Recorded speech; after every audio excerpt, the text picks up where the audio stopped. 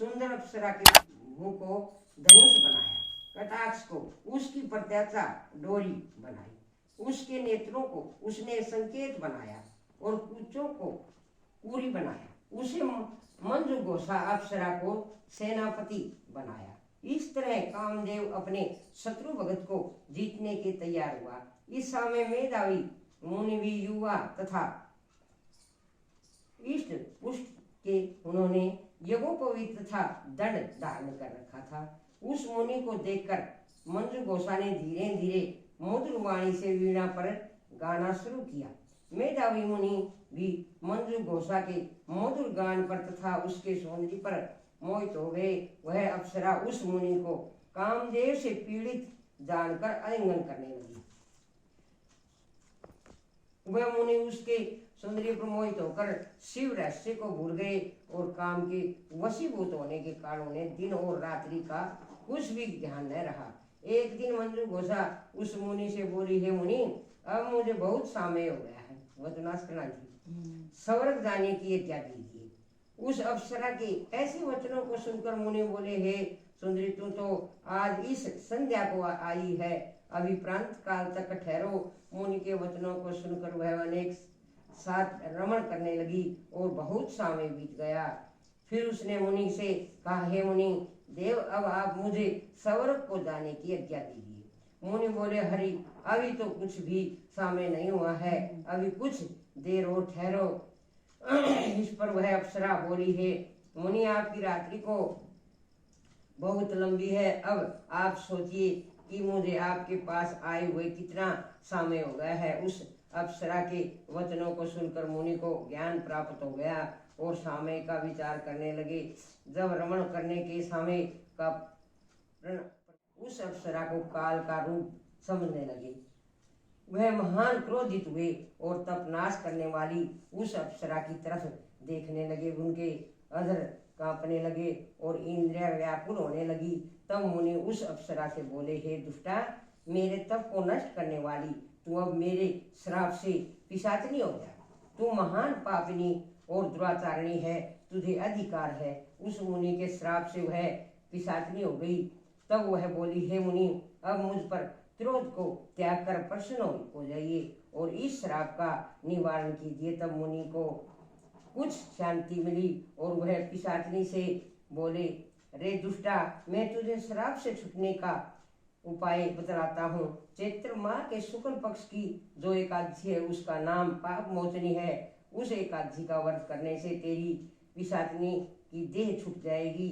इस प्रकार मुनि ने उसको श्राप समस्त विधि आदि बतला दी और अपने पिता चौवन ऋषि के पास गए।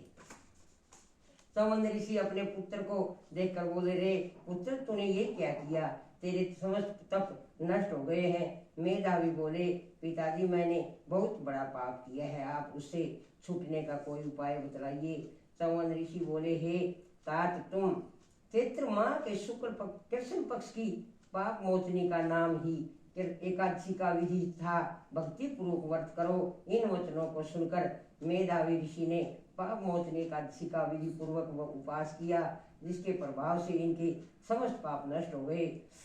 मंजुघोषा अप्सरा भी पाप मोचनी का व्रत करने से पिशाचनी की देह से छूट गई और सुंदर रूप धारण करके स्वर्ग लोक को चली गई। लोमस बोले, हे राजन, इस पाप मोचनी एकादशी के प्रभाव से सब पाप नष्ट हो जाते हैं। इस एकादशी कथा के श्रवण करने से एवं पढ़ने से 1000 गौदान के करने का फल मिलता है। इस व्रत के करने से ब्राह्मण हत्या करने वाले, अगंबा गमन करने वाले आदि के पाप नष्ट हो जाते हैं और अंत में स्वर्ग हो जाते हैं। शास्त्रों में वर्णियम एकादशी माता मार्ग शीर्ष में कृष्ण पक्ष की सफला नाम कहे, मैया सफला नाम कहे। शुक्ल पक्ष में होए पुत्र दा, शुक्ल पक्ष में होए पुत्र दा, आनंद अधिक रहे। ओम जय माता तेरे नाम गिना, माघ नाम शुक्ल आवे, मैया नाम शुक्ल आवे। शुक्ल पक्ष में शुक्ल पक्ष में आवे विद्या पक्ष में शुक्लायामल किए मैया शुक्लायामल की न पाप मोचनी कृष्ण पक्ष में आवे पाप मोचनी कृष्ण पक्ष में वे चैत्र महाबली ओम जय काशी माता चैत शुक्ल में नाम कामदा।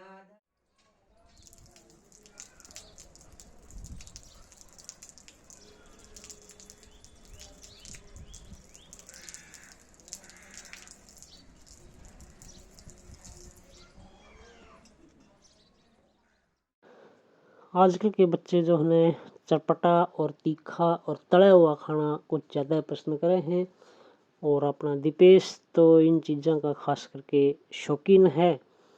तो कई दिन आगे मैगी की जिद कर रहा था। आज मौसम थोड़ा सा हो रहा है बूंदाबांदी का, तो भाई मौसम और माहौल देखते हुए दस्तूर बना था कि कुछ चटपटा बनाया जाए। ऊपर तय मैडम गैस की बरती थी, सब दिन हो गया दुकानदारी में और भाई घर के कामों में व्यस्त थी।